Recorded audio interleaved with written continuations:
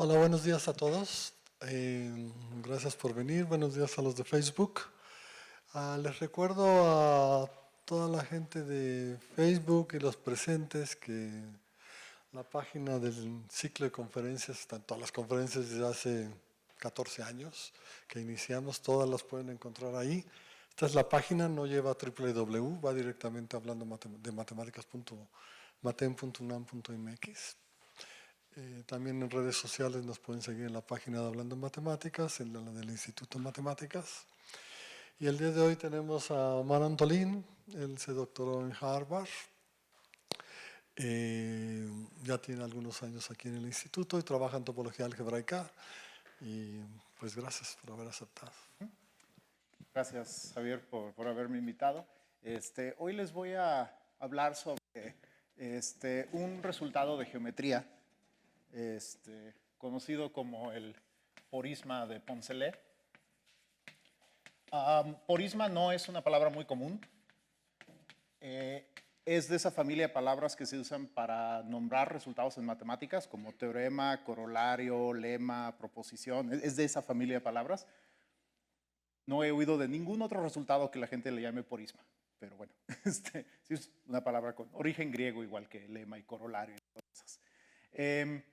El porisma de Poncelet es sobre la siguiente situación.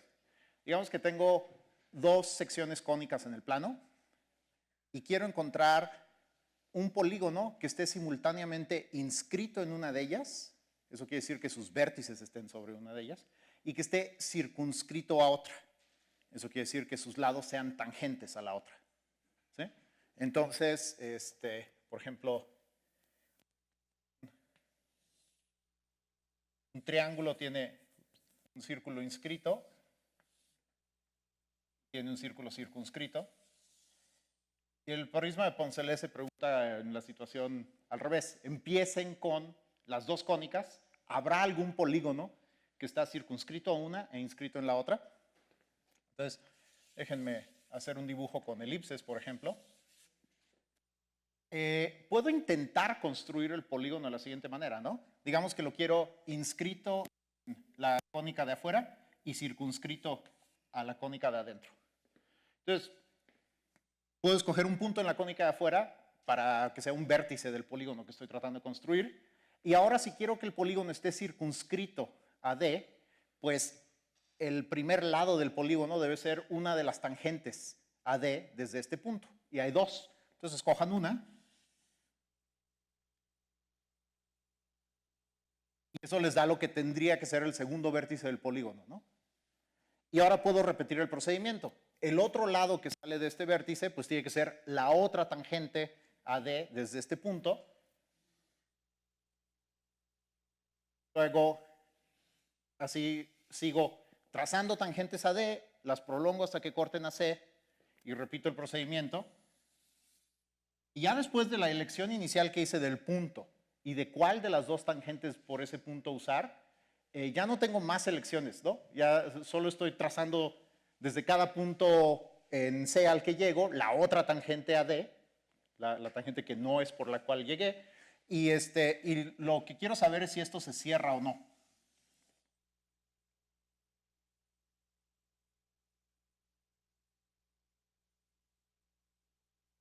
Y así continúa, ¿no? Ok. El porisma de Poncelet, el teorema probó, no les dice cuándo existe un polígono inscrito a C y circunscrito a D. Pero lo que les dice es que o bien no hay, o bien hay empezando con cualquier punto de C. ¿Ok? Entonces no dice cuándo hay, pero dice que si hay alguno, este procedimiento lo podían haber hecho empezando con cualquier otro vértice, cualquier otro punto en C y también se hubiera cerrado. ¿Sí? Ok, entonces eso es lo que les quiero contar hoy, cómo se demuestra ese resultado. Entonces el porisma de Poncelet dice,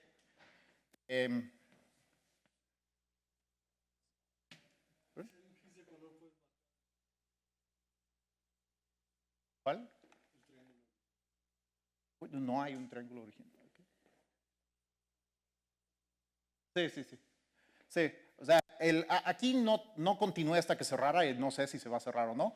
Pero el Porisma lo que dice es que si para algún punto inicial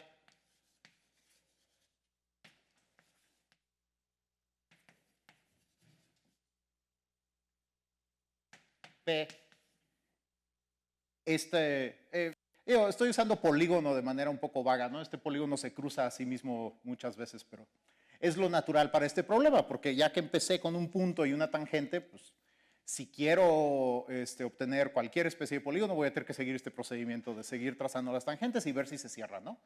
Si para algún punto inicial P el polígono se cierra,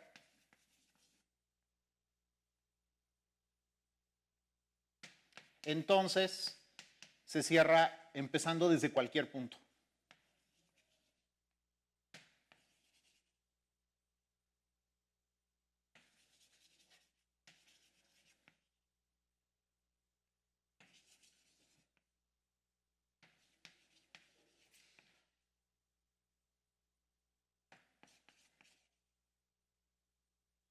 Y eso a mí me resulta sorprendente porque de entrada lo que yo pensaría es, fijen una n y quiero saber si hay puntos sobre z tal que cuando hago este procedimiento se cierra después de n pasos, ¿no? Para obtener un n-ágono. ¿Sí? Pues yo intuitivamente lo que pensaría es que si empiezo con un punto P y hago n pasos, a lo mejor no llego a donde empecé, pero llego, no sé, tal vez tantito antes o tantito después. Y si ahora muevo el punto inicial, el punto final también se mueve y podría en principio calcular las coordenadas del punto final en términos del punto inicial. Y ahora estoy tratando de resolver la ecuación, este punto final después de n pasos coincide con el punto inicial. Y es una ecuación. Yo esperaría que tuviera un número finito de soluciones sobre la elipse, ¿no? La ecuación, este proceso es algebraico. Pueden calcular la ecuación de la tangente, la ecuación del otro, las coordenadas del otro punto de intersección, la ecuación de la nueva tangente. Hacen eso n veces, les queda una expresión complicadísima, pero algebraica, para el punto que obtienen después de n pasos. Y luego están resolviendo una ecuación algebraica. Ese punto es igual al punto inicial. Yo esperaría que esa tuviera pues, un número finito de soluciones en la cónica C. Y lo que dice Poncelet es que no, o no hay soluciones, o todos los puntos de la cónica C son solución. ¿Sí? Bueno, entonces, ¿cómo vamos a pensar en este problema? Fíjense que aquí lo dibujé siempre dibujé elipses, bueno, círculos que son elipses en particular, y una dentro de la otra, ¿no?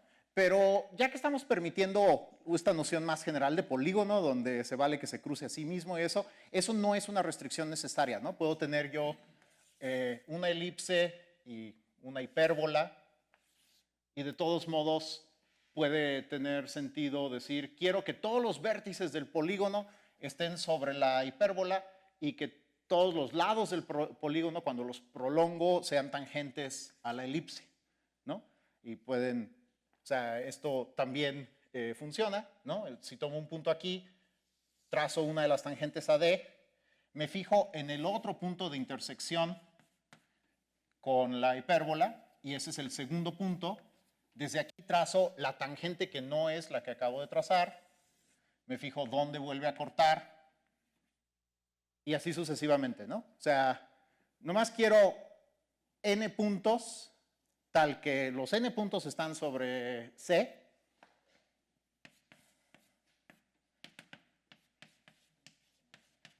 y estas n rectas, la recta completa la voy a considerar al lado del polígono.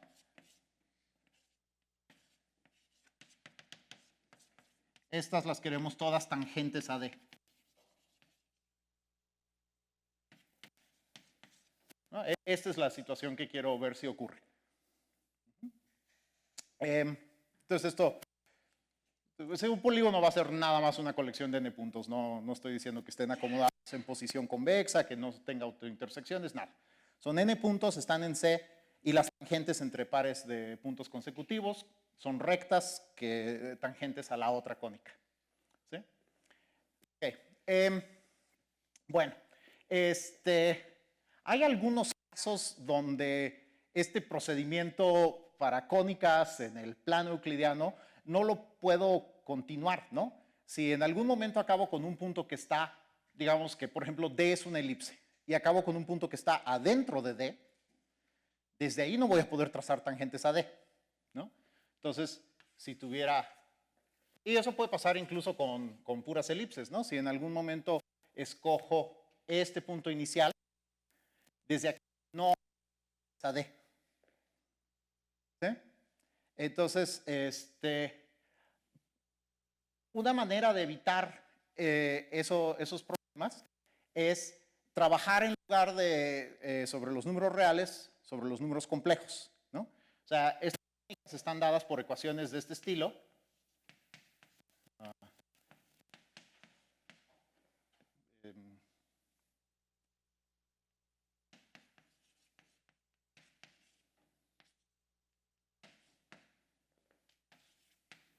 Cada cónica tiene una ecuación de este estilo y lo que estoy dibujando aquí es el conjunto de parejas de números reales que satisfacen esa ecuación.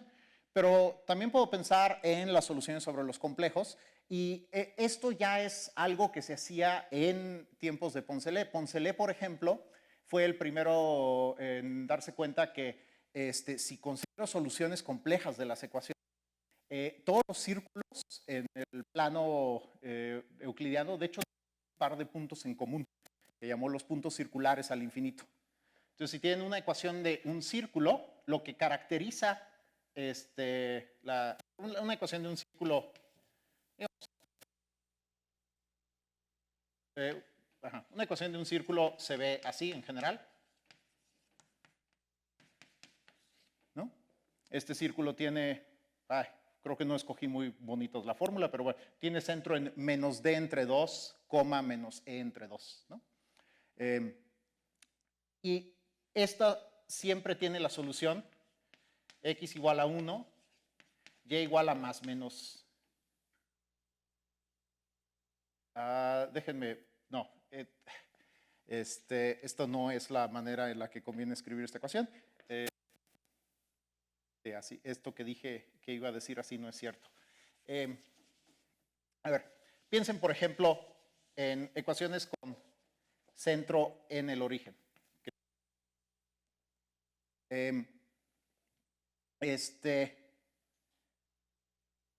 Ay, perdón, me confundí a mí mismo. Tenía que hablar de otra cosa antes de regresar a esto de los puntos circulares. Discúlpenme. Bueno, entonces, pero el punto es, si yo considero soluciones de estas ecuaciones sobre los números complejos, ese tipo de problemas ya no aparecen. Sí puedo encontrar tangentes desde cualquier punto a una cónica, y no importa qué cónica sea, desde cualquier punto va a haber dos tangentes, excepto si el punto está sobre la misma cónica, en cuyo caso solo hay una tangente. ¿Sí? Pero entonces es mucho más regular a la hora de considerar soluciones en los complejos. ¿Sí? Y entonces el resultado lo vamos a pensar para cónicas sobre los números complejos. Otro problema que ocurre al pensar en los números reales es que hay muchos tipos de cónicas, ¿no?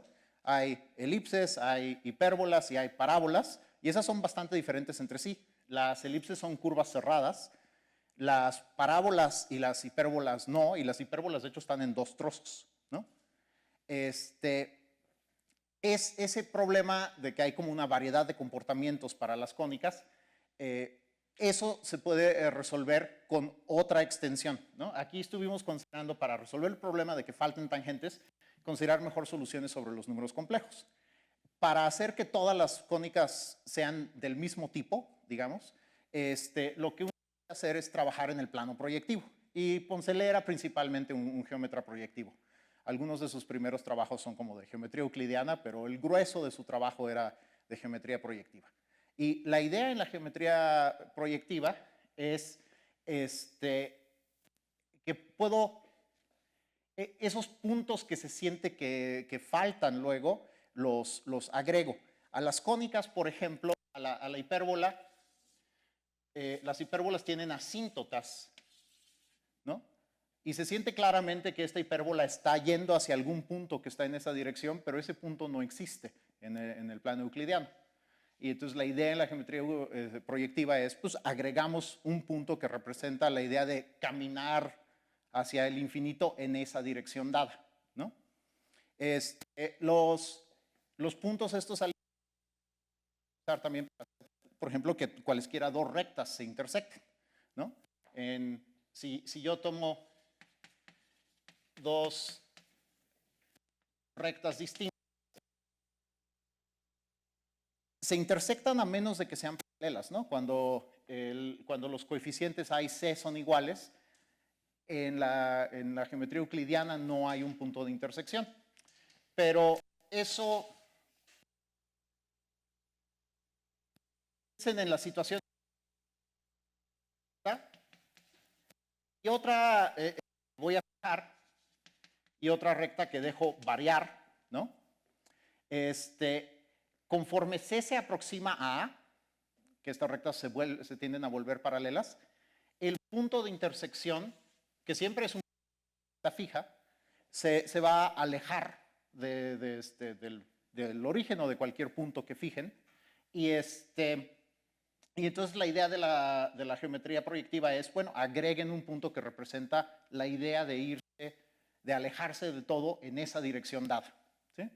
Y pensarlo así sugiere que, de hecho, alejarme sobre una recta yendo hacia la derecha, punto que si me alejo a la izquierda, porque si no, el punto de intersección de estas dos rectas no va a variar continuamente cuando yo varíe los coeficientes C y D, ¿no?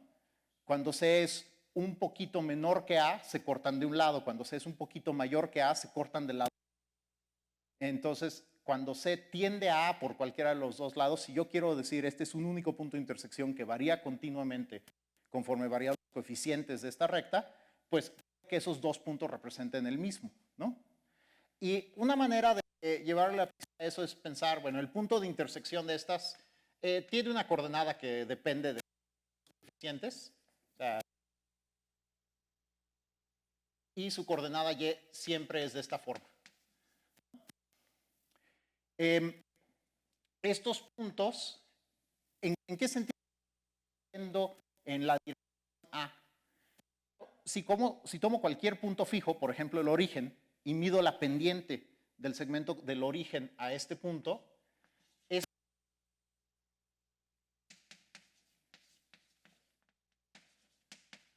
es de esta forma, y cuando x tiende a infinito, esto tiende a, ¿no? Y no importa si x tiende a infinito o a menos infinito, de todos modos el límite es la misma a, ¿sí? Entonces, aquí el álgebra sugiere que debe ser el mismo punto del infinito en la dirección que uno se vaya. Y hay una manera sencilla en álgebra que es fácil de utilizar.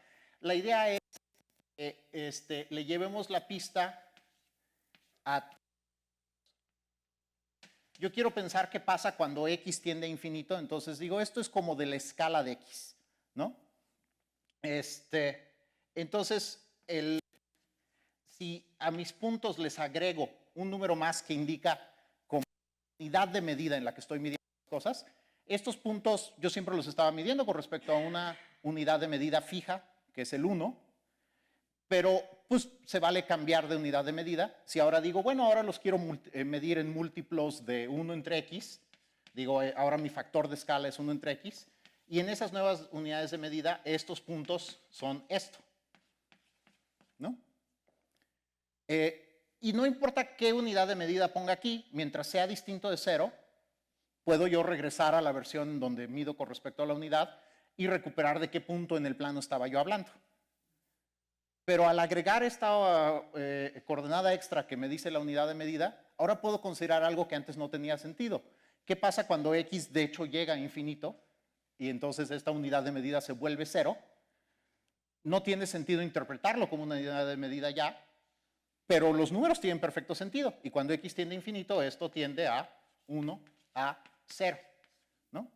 Entonces, todos los puntos donde la tercera coordenada no es 0, corresponden a un único punto de los que ya tenía en el plano, Y puedo interpretar en general la tercera coordenada cuando no es 0 como la unidad de medida en la que decidí medir las coordenadas de los otros dos puntos. Pero eso ahora deja abierta la posibilidad de asignarle algún significado también a las tercias donde la tercera coordenada es 0, ¿no?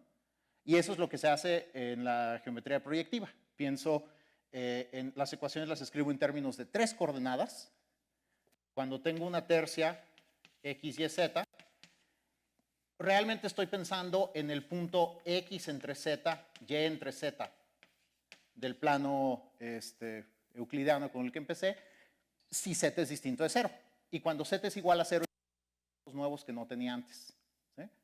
Y todas las ecuaciones que yo tenía las puedo convertir a ecuaciones en términos de estas 3 variables que sean polinomiales. Simplemente digo, esa ecuación ahora sustituyan x por x entre z, y por y entre z, ¿sí? Y multipliquen para quitar denominadores. Mientras z sea distinto de 0, eso es lo mismo que antes. Y cuando z es igual a 0, me dice cuáles de los nuevos puntos que hay en el plano proyectivo los considero como que satisfacen esa ecuación. Entonces, si hacen esto, obtienen la siguiente ecuación. Ax cuadrada más by cuadrada. Entonces aquí el procedimiento es sustituyo x por x entre z, y por y entre z. Y después multiplico para quitar denominadores. En este caso tendría que multiplicar por z cuadrada. Aquí tengo cxy. Aquí, cuando multiplique por z cuadrada, voy a poner dxz. Voy a tener eyz y fz cuadrada. ¿No?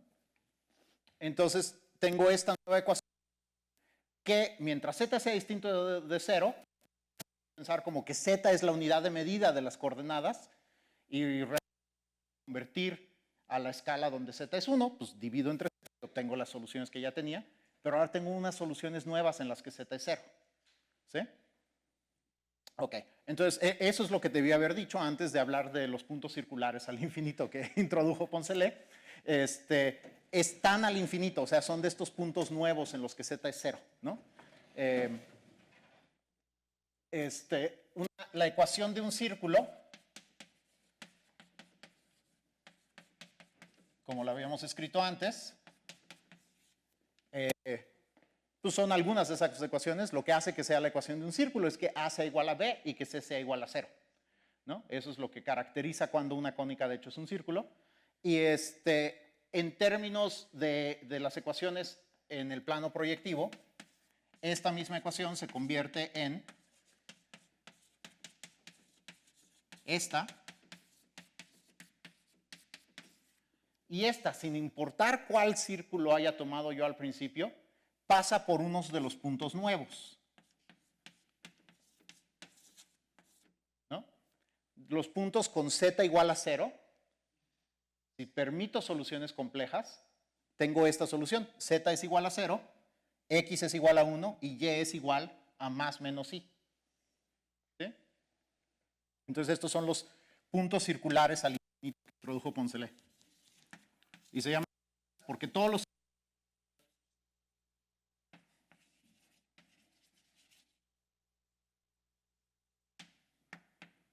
¿Sí? Entonces vamos a hacer esas dos generalizaciones. Vamos a pensar en soluciones en los complejos y de hecho vamos a buscar soluciones en el plano proyectivo. Esas incluyen, si la ecuación de la cónica con la que empecé tenía todos sus coeficientes reales, eso incluye las soluciones de las que ya estábamos hablando antes, pero algunas nuevas, ¿no? Y vuelven mucho más regular el proceso.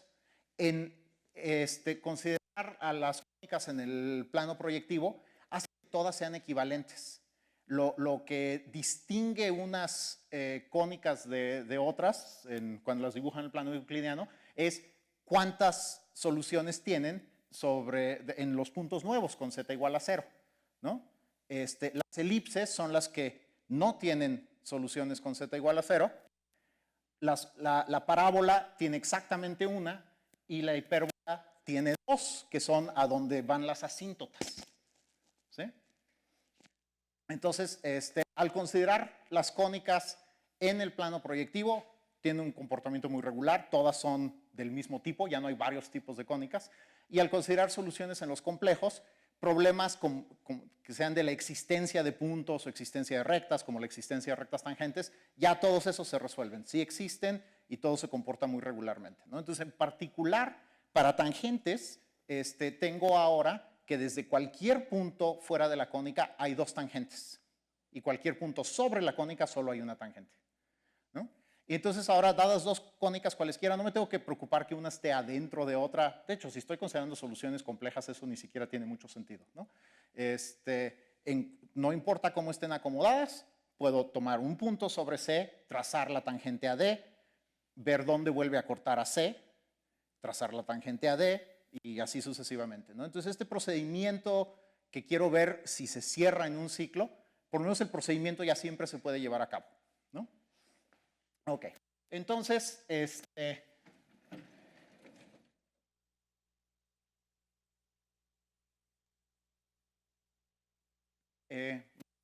entonces, ahora les voy a hablar de una manera específica en de pensar en este procedimiento. Creo que voy a seguir dibujando una elipse adentro de otra, a pesar de que ya les expliqué que esto no es necesario ni conveniente.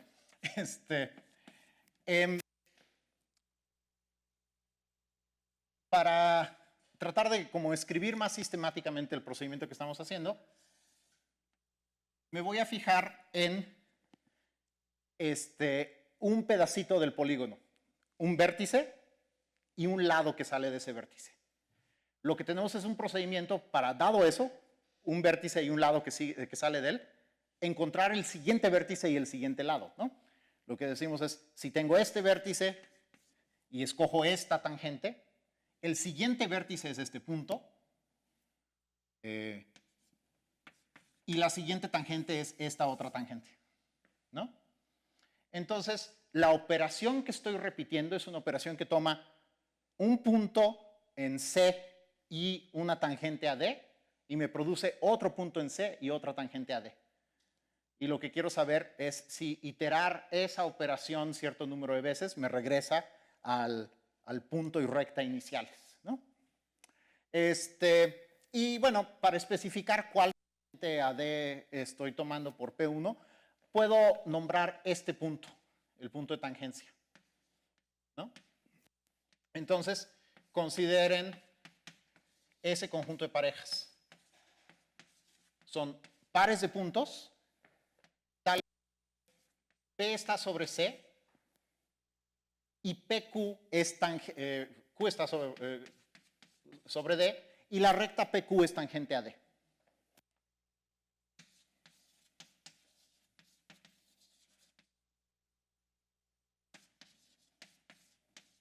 Entonces hay una función que, dado una de estas parejas,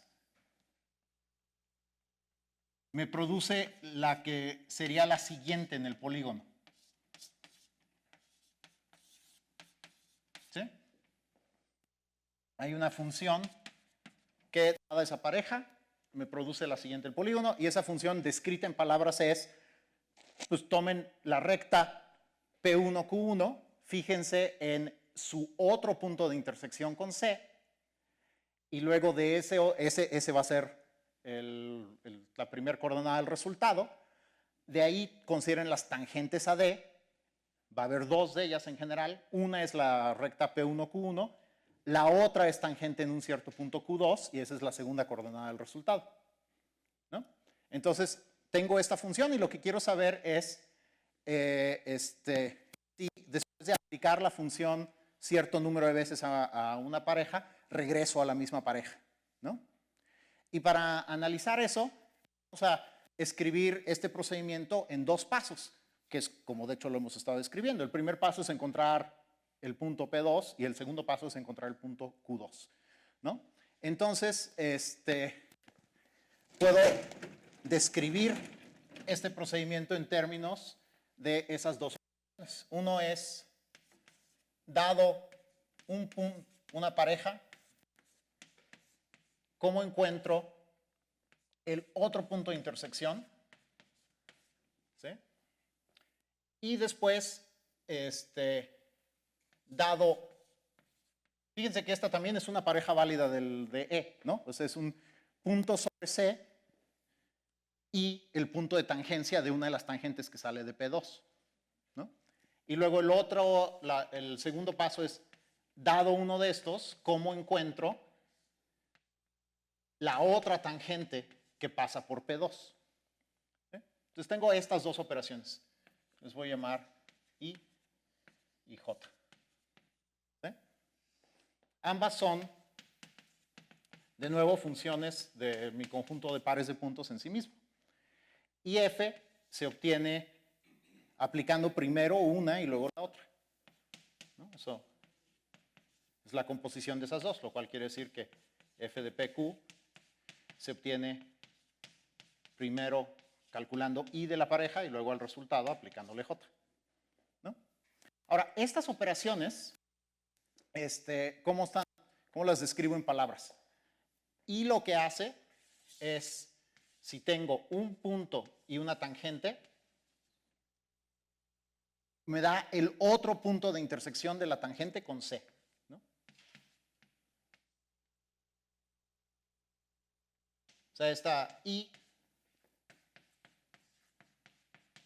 conserva la tangente, lo cual en particular quiere decir que conserva el punto de tangencia de la tangente con D, y cambia P por el otro punto de intersección. Esa operación es simétrica, ¿no? Es su propia inversa. Si ahora yo tengo este punto y este punto de tangencia y quiero saber cuál es la otra intersección de esta tangente con C, pues es la intersección con la que empecé. Entonces, esta operación, cuando lo hago dos veces, es lo mismo que no hacer nada, ¿no? Es lo que se llama una involución, ¿sí? Y lo mismo es cierto para J. J, lo que hace es, dado un par de puntos, tal que PQ es tangente a CD, esto me da ese punto con la otra tangente.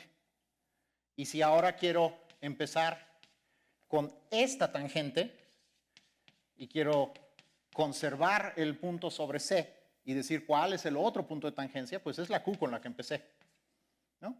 Entonces, J cuadrada también es la identidad, ¿sí? Entonces tengo estas dos operaciones que cada una, si la repito inmediatamente, es como no haber hecho nada, pero no las repito inmediatamente, las hago una tras otra, ¿no? Entonces cuando aplico F muchas veces, lo que estoy haciendo es, primero aplico I, luego aplico J, luego aplico I, luego aplico J, así sucesivamente, ¿sí? Ok, pero analizar esto es que vamos a obtener el aforisma de Poncelet. Lo primero que hay que saber es qué es esta E de la que estamos hablando, ¿no? Es este conjunto de pares de puntos. Y es algo que podríamos estudiar con ecuaciones algebraicas, ¿no?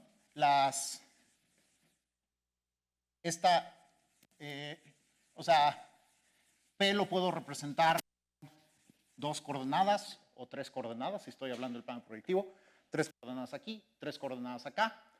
Y estas condiciones que estoy poniendo, todas son ecuaciones algebraicas. Esto es, las primeras tres coordenadas satisfacen la ecuación de la cónica C, las otras tres coordenadas satisfacen la ecuación de la cónica D, y que esto sea tangente a D también es una condición algebraica. Saben encontrar la fórmula para la tangente a D en el punto Q, y nomás hay que poner la condición de que P satisface esa ecuación, ¿no? O sea, si D estuviera dada por la ecuación igual a 0, la tangente en un punto Q, pues tiene estos coeficientes, ¿no? Tomo las parciales y evalúo en el punto Q.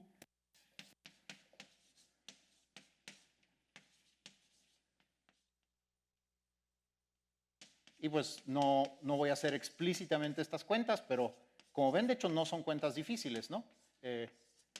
Esto es 0. O sea, esto es un polinomio cuadrático.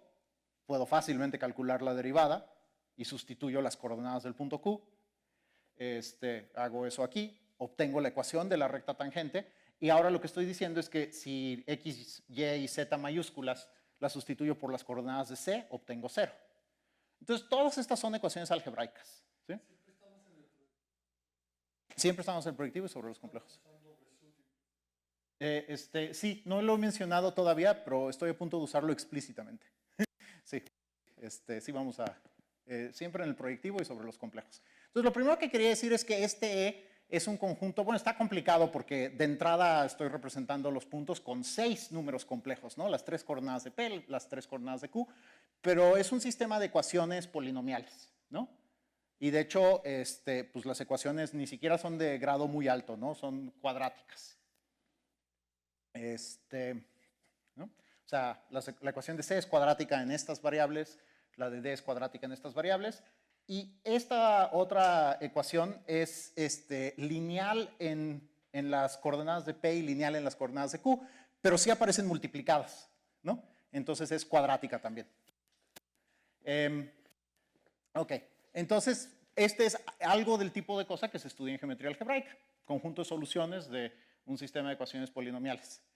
¿Cómo identifico qué forma tiene, qué es? Y ahí viene una de las grandes ventajas de estar trabajando sobre los números complejos.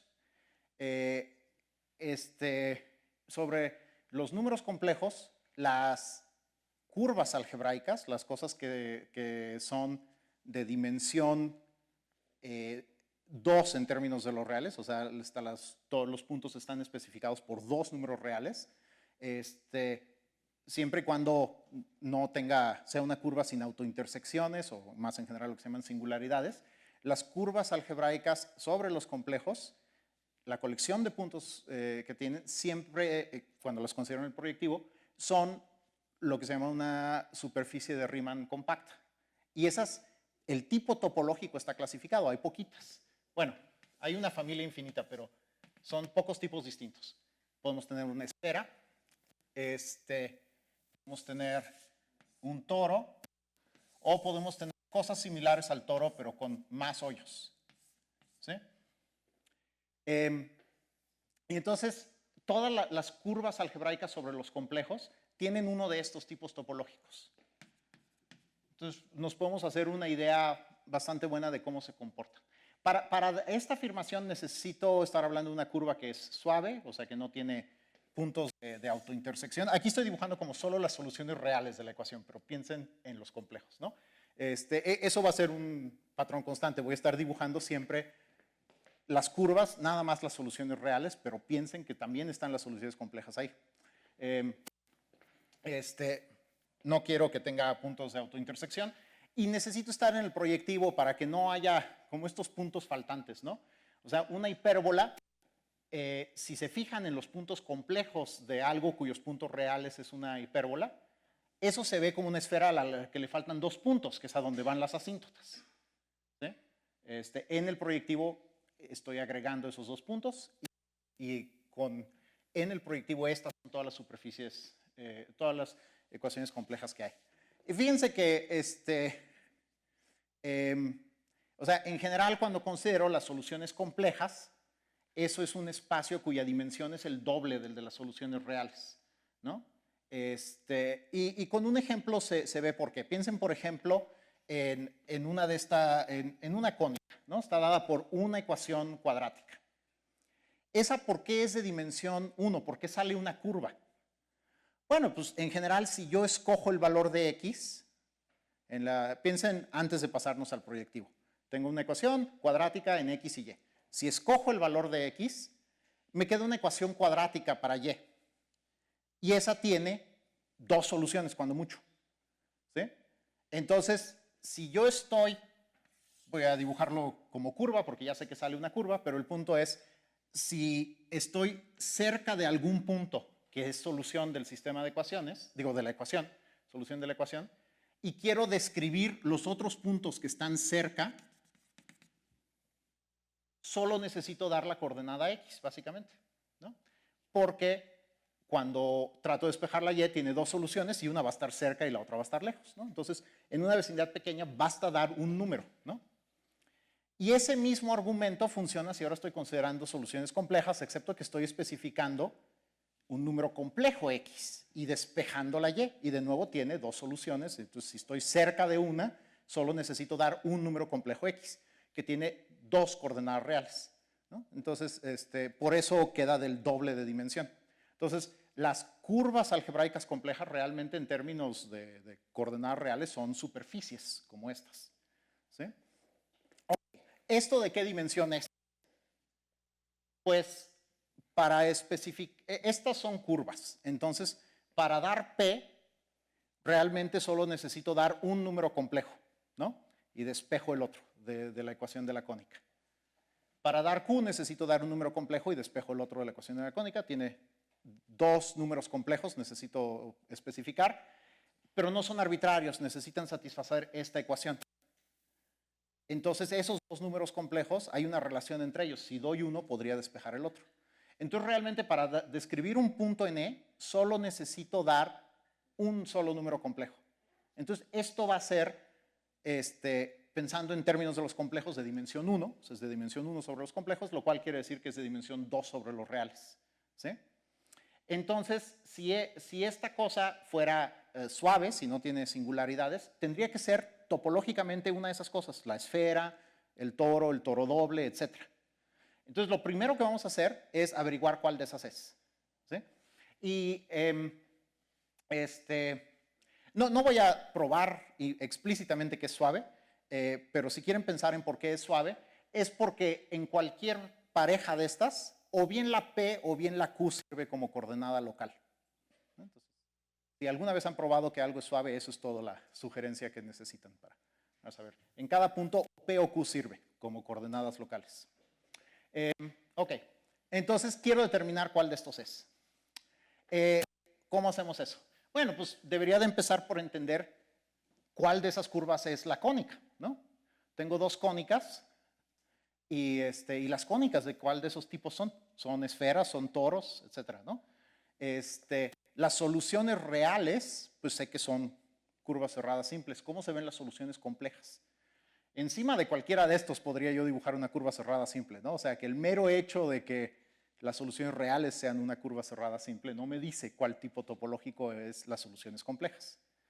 Ok, y ahí probablemente muchos hayan visto este argumento, tienen su cónica. Lo primero que voy a ver es que tiene el mismo tipo topológico que una recta. Y eso se hace con lo que se llama proyección estereográfica. Escojan un punto sobre la cónica y ese punto me establece una biyección entre los puntos de la cónica y los de la recta, geométricamente de la siguiente manera. Para cualquier punto de la cónica, tomo la recta que lo une con el punto que fijé, que le voy a llamar el polo norte, porque así se llama en proyección estereográfica, y a este punto le asocio este otro. Eso es una biyección, porque si tengo cualquier punto sobre la recta, puedo calcular la inversa de esto. Lo uno con el polo norte y tomo el otro punto de intersección, ¿sí? Y el único punto donde a lo mejor hay una duda de que este procedimiento esté bien definido es cuando el punto de la cónica que escojo es el mismo n. Ahí, para que esto me salga una función continua, necesito interpretar la recta que une n con n como la tangente, ¿sí? Cuando tengo puntos cercanos a n, la recta que los une se va acercando a la tangente. Entonces, para el punto n mismo, la recta que lo une... Ay, estas eran rojas. Es la tangente y eso me da algún punto de esta recta, ¿no? Como estoy en el plano proyectivo, de estas rectas rojas que estoy dibujando siempre cortan a la recta blanca en un solo punto. Y eso me da una biyección continua en ambas direcciones entre la cónica y la recta, ¿no? Y la recta que es, bueno, pues en los reales es R. Le agregué un punto al infinito y es el mismo en ambas direcciones, entonces eso es un círculo. En el caso de los complejos, que es, aquí recuerden, estoy dibujando las soluciones reales, pero pensando en las complejas, pues son cosas dadas por una coordenada compleja, es una copia de los complejos. Y agregué un punto al infinito, que es el mismo en todas las direcciones en las que me mueva. Entonces eso lo cierra a una esfera, ¿sí? Entonces las cónicas son esferas,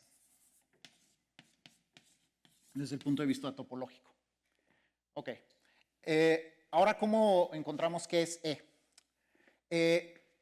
ahí lo que no quiero buscar E, mejor lo hago acá.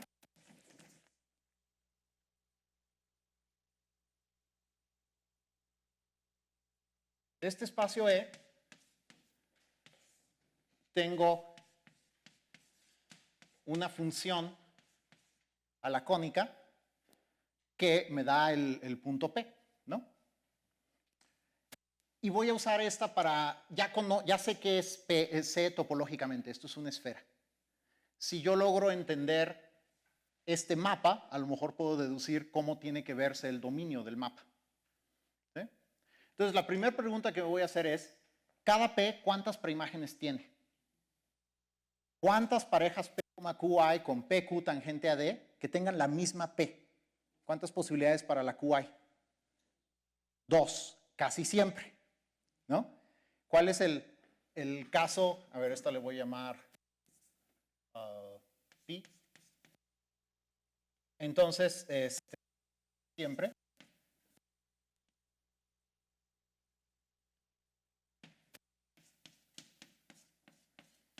hay 2 puntos.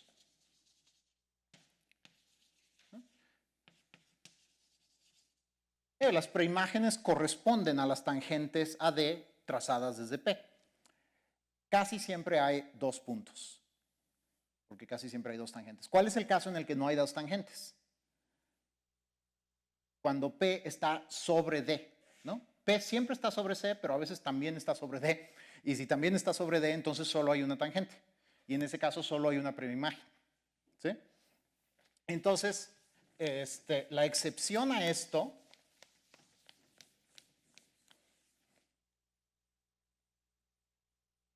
la excepción es, vamos a escribir excepción, creo que es así, es cuando P es uno de los puntos de intersección de las cónicas. Y en ese caso, solo hay una preimagen.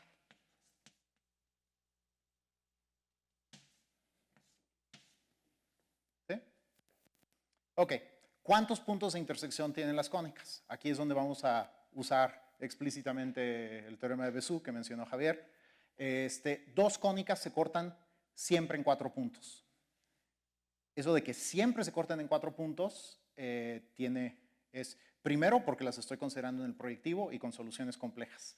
Segundo, si de veras quiero que sean siempre 4 puntos, cuando son tangentes, el punto de tangencia lo tengo que contar como 2 puntos. Entonces, no nos preocupemos de eso. Vamos a probar el porisma de Poncelet solo para 2 cónicas que no son tangentes. ¿Sí? Entonces, si yo tengo 2 cónicas que no son tangentes, en el plano proyectivo, considerando coordenadas complejas, siempre hay 4 puntos de intersección. ¿Sí? El dibujo, se pueden hacer que los 4 puntos sean reales, como esto o esto, ¿no? Pero si se fijan nada más en la parte real del dibujo, pues puede haber distintos números de soluciones, ¿no?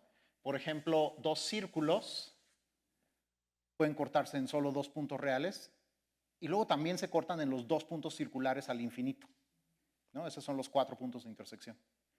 Cuando los 2 círculos reales se ve como que no se cortan, uno está fuera del otro o adentro del otro, en esos casos los 4 puntos de intersección tienen coordenadas complejas que no son reales. ¿Sí? Pero bueno, siempre hay 4. Entonces, este mapa, todos los puntos tienen 2 preimágenes, excepto los 4 puntos de intersección de las 2 cónicas. ¿Sí? Y con eso podemos averiguar cuál es la topología de E. Una manera de distinguir todas estas superficies es con lo que se llama la característica de Euler. Si yo triangulo una superficie, eso es, pongo puntos, los empiezo a conectar con arcos de curva, ¿no? Y lo divido todo en, no sé, como polígonos con los lados curvos. Puedo contar cuántos vértices usé, cuántas curvas y cuántos de estas regiones poligonales hubo, que se llaman caras, y calcular este número. Eso es lo que se llama la característica de Euler. Y Los dos hechos notables acerca de esto es que no depende de la triangulación. Si yo triangulo esto de la manera que sea, obtengo siempre el mismo número. Y ese número depende de cuál de las superficies es. Para todas estas superficies, la característica de Euler sale distinta. Aquí sale 2, aquí sale 0, aquí sale menos 2, luego menos 4, etc. Y no importa qué sea, el punto es que todos son distintos. Entonces, si yo tengo una superficie y no sé cuál es su tipo topológico, puedo triangularla y contar este número y ver qué sale, ¿no? Entonces, voy a utilizar este mapa pi para triangular E. La idea es, pues triangulo C y tomo la imagen inversa de los vértices, tomo la imagen inversa de las curvas con las que los conecté, y eso me va a dar una triangulación de E. Y con esta información voy a poder contar cuántos vértices tiene la triangulación de E en términos de la triangulación de C, ¿no? Entonces, si hago eso, triángulo C, aquí en C, sé que tiene el tipo de una esfera y que hay 4 puntos especiales que solo tienen una preimagen, ¿no? Esos 4 incluyanlos entre los vértices, ¿sí? Entonces, aquí hay una triangulación de esta C. Escribiendo la historia, estas siempre fueron minúsculas. Tomen una triangulación de C y como ya vimos que la cónica es una esfera, el número de vértices aquí, el número de aristas y el número de caras va a cumplir esto. Tomen la imagen inversa de esa triangulación acá arriba. ¿Cuántos vértices tengo? Pues por cada vértice de C obtengo 2 vértices arriba, excepto para esos 4 puntos, ¿sí? Entonces el número de vértices que obtengo arriba es el doble de los de abajo, menos 4, ¿no? ¿Cuántas aristas tengo? Cada arista va a tener 2 preimágenes arriba, ¿no? A lo mejor sus extremos no tienen 2 preimágenes, pero la arista ya no va a estar pasando por estos puntos. Por eso, ese es uno de los motivos por los cuales lo quise incluir en la triangulación. Cualquier arista, incluso una que conecte estos puntos especiales, todos los puntos de aquí adentro van a tener 2 preimágenes, ¿no? Entonces el número de aristas sí es el doble, ¿no? Y lo mismo para el número de caras.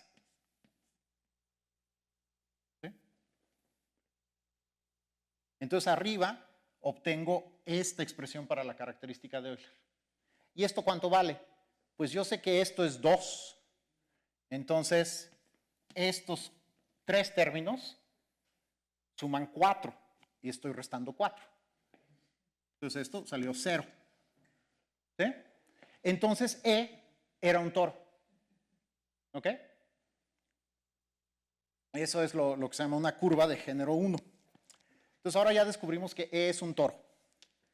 Y aquí hay maneras más algebraicas de terminar el problema a partir de esa información, pero yo voy a apelar a teoremas de variable compleja. Bueno, para empezar, déjenme explicar una construcción del toro. A lo mejor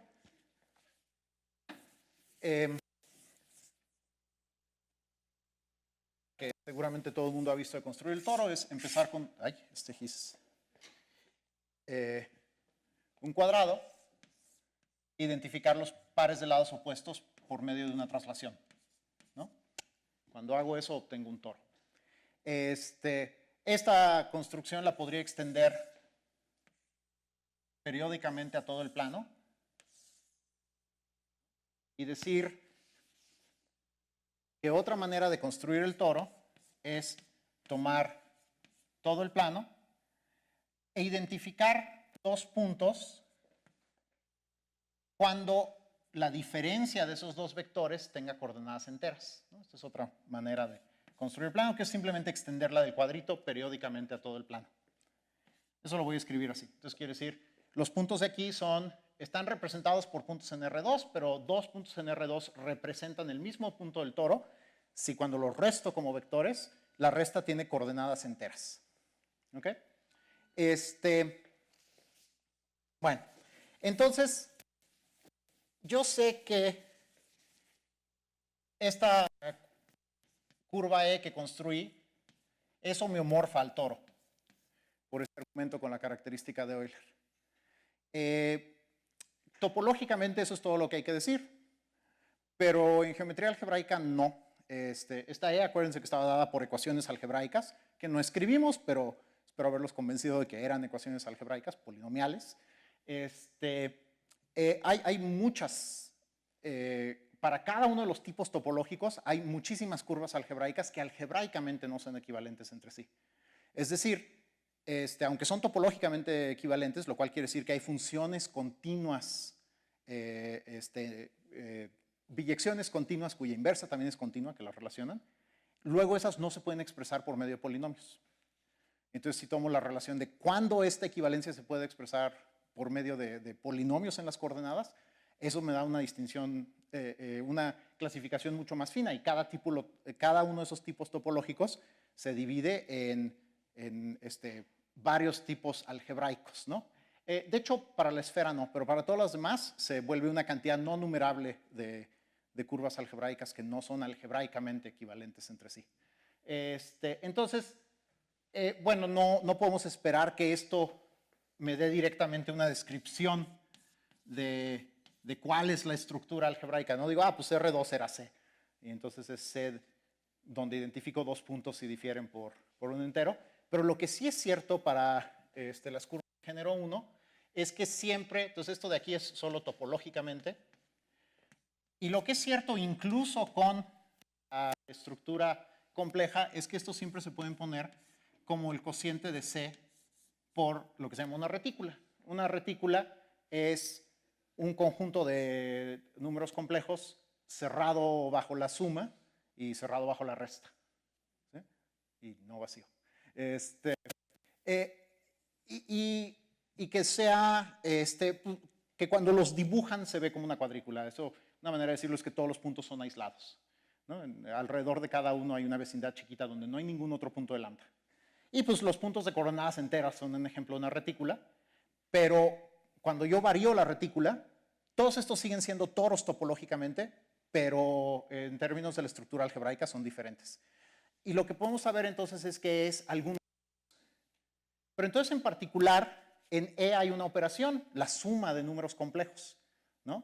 Como la retícula es cerrado bajo suma, la suma de números complejos me da una operación aquí también, ¿sí? Y es una manera conveniente de expresar todas las funciones en E.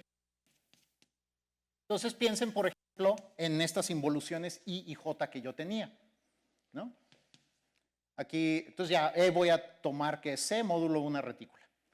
Esta I tiene que venir de una operación a nivel de los complejos que respete la retícula, que mande puntos de la retícula en puntos de la retícula para que me dé una función aquí en el cociente, ¿no? Como esta está dada por ecuaciones algebraicas, por polinomios, esta función de aquí, que a cada complejo lo manda a su clase de equivalencia, eso es una operación trascendente. Eso no está dado por polinomios. Pero bueno, esto sí está dado por polinomios y esta sigue siendo una función compleja analítica. Entonces, la de acá arriba es analítica. No va a estar dada necesariamente por polinomios, pero es analítica. Es una función compleja diferenciable. Y como esta cumple que I cuadrado es la identidad, la de arriba también. Entonces es una función analítica invertible. Esas se puede probar con herramientas de variable compleja que siempre son polinomios de grado 1. Entonces esta función acá arriba tiene que tener esta forma, donde ahí son números complejos. Y del hecho de que el cuadrado tiene que ser la identidad, sé más aún, la A tiene que ser 1 o menos 1. ¿Sí? Entonces, tiene que ser de esta forma la función esta I. Y si fuera con el signo más, I no tendría puntos fijos. Pero nuestra I sí tiene. Si yo tomo uno de los 4 puntos de intersección de las dos cónicas y tomo P igual a Q, I de esa pareja, P, P, vuelve a ser P, P, ¿no? entonces no puede ser el signo más porque no habría puntos fijos. ¿Sí? Entonces tiene que ser de esa forma. Y lo mismo sucede para la versión levantada de J. Tiene que ser de esta otra forma para algún otro complejo C. Y entonces la F que queríamos, que era la composición de estas dos,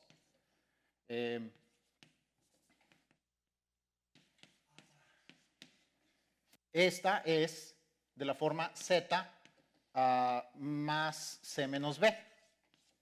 Es Z más un número complejo. Entonces es una traslación.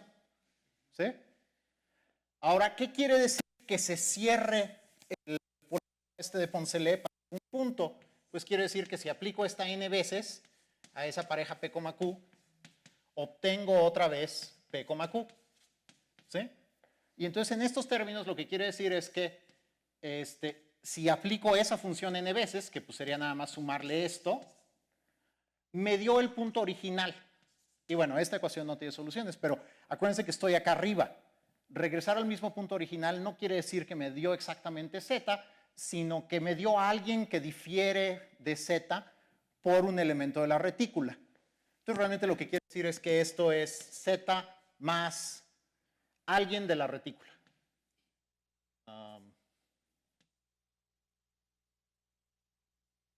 Para algún. ¿Ok? Pero esta condición no depende de Z. Si pasó para una Z, pasa para todas las Zetas con esa misma W. Y eso es lo que prueba el porisma de Poncelet. Muchas gracias.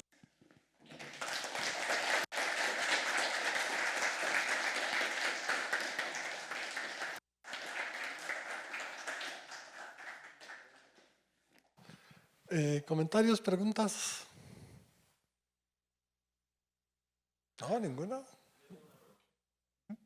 Déjame darte el micrófono para que te oigan en Facebook.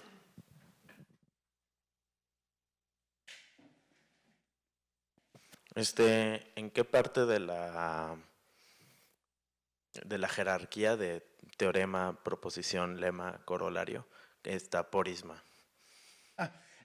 No, ahí no sé porque no conozco ninguna otra cosa que se llame porisma. No sé.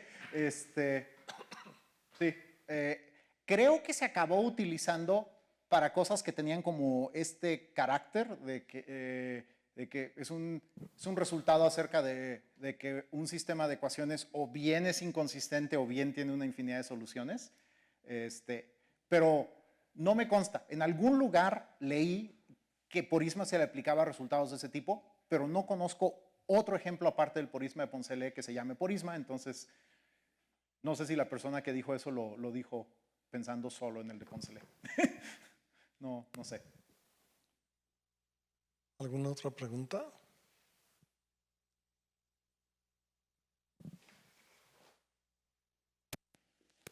Hola, ¿de qué año es el teorema? Sí, el Poncelet publicó esto en 1822. Y Poncelet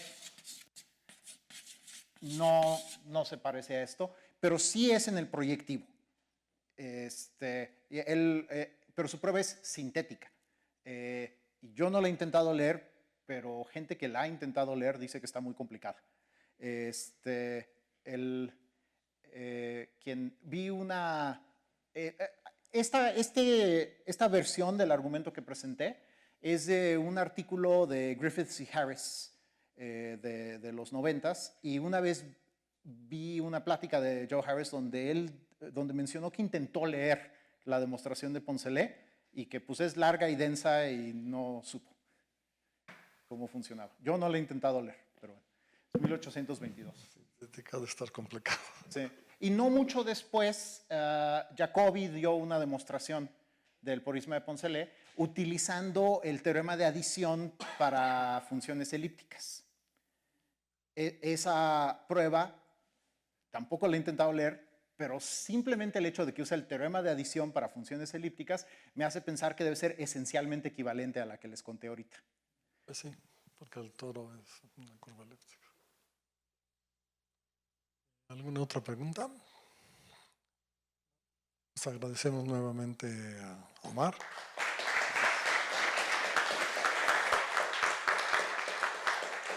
Nuestra próxima plástica no es el próximo jueves, sino dentro de 15 días y lo esperamos aquí.